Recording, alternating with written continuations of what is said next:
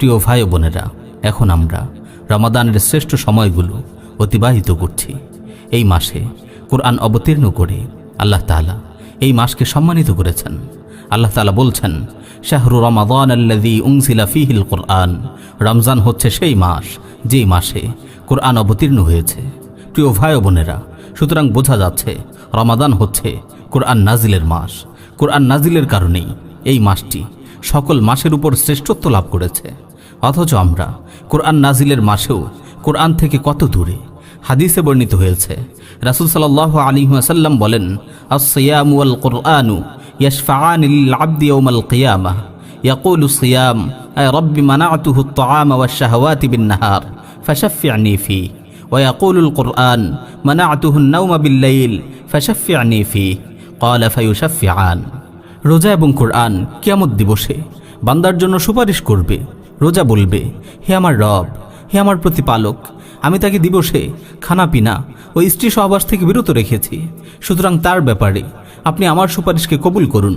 অতঃপর কোরআন বলবে, হে আমার রব, আমি তাকে রাতে ঘুমাতে দেইনি, অর্থাৎ সে সারা রাত জেগে জেগে কোরআন তেলাওয়াত করেছে, নামাজে দাঁড়িয়ে দাঁড়িয়ে কোরআনের আয়াতগুলো তেলাওয়াত করেছে আর চোখের পানি ফেলেছে। এভাবে সে কোরআনের মহাব্বতে সারা রাত কাটিয়ে দিয়েছে, সুতরাং তার ব্যাপারে আপনি আমার সুপারিশকে কবুল করুন।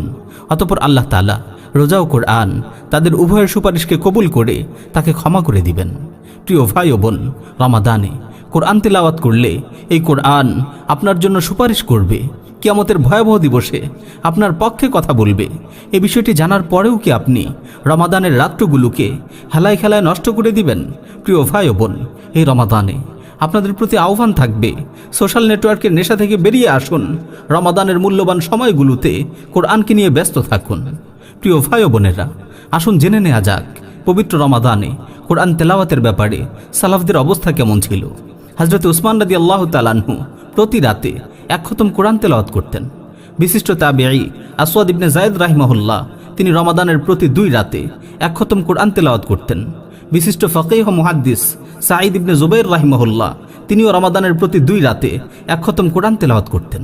তাবেঈদের মধ্য থেকে বিশিষ্ট মুফাসসির কাতাদা রাহিমাহুল্লাহ সারা বছরের অন্যান্য সময়ে প্রতি 7 দিনে একবার কোরআন খতম করতেন এবং রমাদান মাসে প্রতি 3 দিনে একবার কোরআন খতম করতেন। আর যখন রমাদানের শেষ দশক শুরু হয়ে যেত তখন প্রতি রাতেই একবার করে কোরআন খতম করতেন।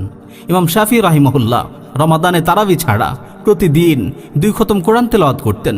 পুরো রমাদানে তিনি 60 খতম কোরআন তেলাওয়াত করতেন।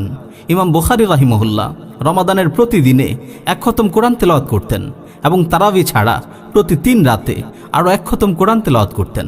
ইমাম জুহরি রাহিমাহুল্লাহ হাদিসের ইমাম হওয়া সত্ত্বেও রমাদান মাসে হাদিসের দর্স থেকে অব্যাহতি নিতেন এবং সকল প্রকার ইলমি মজলিসগুলোকে বন্ধ করে দিয়ে কোরআন তেলাওয়াতে মনোনিবেশ করতেন। বিশিষ্ট জাহেদ সুফিয়ান আস-সাওরী রাহিমাহুল্লাহ রমাদানের আগমনের সংবাদ শোনার সাথে সাথেই সব কিছুকে বাদ দিয়ে দুনিয়ার সকল কার্যক্রম থেকে অব্যাহতি নিয়ে কোরআন তেলাওয়াতে আত্মনিয়োগ করতেন। যখনই রমাদানের আগমন ঘটত তখনই ইমাম আহমদ বিন হাম্বল রাহিমাহুল্লাহ কিতাবগুলোকে বন্ধ করে দিয়ে ঘোষণা করতেন, হাযা শাহরুল কোরআন, হাযা শাহরুল কোরআন। এটা কোরআনের মাস, এটা কোরআন নাজিলের মাস, এটা কোরআন তিলাওয়াতের মাস। ইমাম মালিক রাহিমাহুল্লাহ রমাদানে দার্স তাদরিস বন্ধ করে দিয়ে বলতেন, হাযা শাহরুল কোরআন, এটা কোরআনের মাস, এটা কোরআন তিলাওয়াতের মাস, এটা কোরআন থেকে শিক্ষা নেয়ার মাস। প্রিয় ভাই ও বোনেরা, এটা হচ্ছে আমাদের সালাফদের অবস্থা। তারা সারা বছর কেউ 10 দিনে কোরআন খতম করতেন, কেউ 7 দিনে কোরআন খতম করতেন, কেউ 3 দিনে কোরআন খতম করতেন। কোরআনকে এত পরিমাণ তিলাওয়াত করার পরেও তাদের হৃদয় পরিতৃপ্ত হতো না।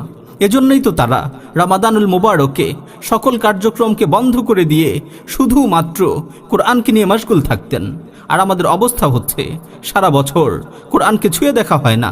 বুক সেলফে অবহেলিত অবস্থায় পড়ে থাকতে থাকতে কোরআনের গায়ে ধুলোবালির আস্তরণ পড়ে গেছে। প্রিয় ভাই ও বোন, আর অবহেলা নয়, আসুন তাক থেকে কোরআনকে নামিয়ে ঝেড়ে মুছে পরিষ্কার করে বুকের সাথে জড়িয়ে ধরি। পুরো রমাদান জুড়ে পবিত্র কোরআনকে নিয়ে ব্যস্ত থাকি, কোরআনকে বোঝার চেষ্টা করি, কোরআন অনুযায়ী নিজেদের জীবনকে গড়ার চেষ্টা করি। আল্লাহ তাআলা কোরআন নাজিলের মাসে কোরআনকে বুঝার ও কোরআন অনুযায়ী জীবন গড়ার তৌফিক দান করুন। আমিন। ওয়া আখিরু দাওয়ানা আনিল হামদুলিল্লাহি রাব্বিল আলামিন।